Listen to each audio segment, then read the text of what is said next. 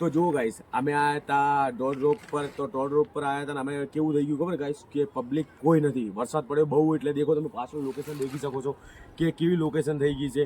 કોઈ પબ્લિક નથી ગાઈસ, 2-3 માણસો હતા, એ પણ જતા રહ્યા. હવે ઉપર ટોડ રોપ પર મેં પહોંચવા આવ્યા તો તમને દેખાડી દેખો, આ સામે ટોડ રોપ છે. તો દેખો આ સામે રહ્યું ને ટોડ રોપ છે. તો અહીંયાથી હવે થોડી ઘણી સીડીઓ ચડવાનું બાકી છે.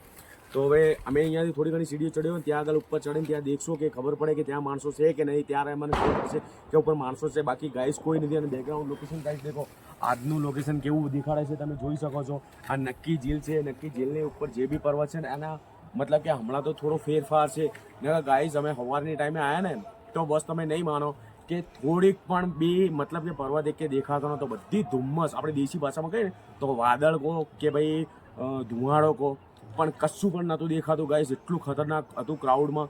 અને વરસાદ પડે ને તો ક્રાઉડ બી પણ વેરાઈ ગયું, બધું વેરાઈ ગયું ગાઈસ. તો કાલે જોઈશું કાલે શું થાય શું નહીં થતું. તો ગાઈસ મારો વ્લોગ આવશે તો સપોર્ટ કરતા રહીશું ગાઈસ. આટલો વિડીયોમાં આટલું જ હતું ગાઈસ. જય હિન્દ, બાય.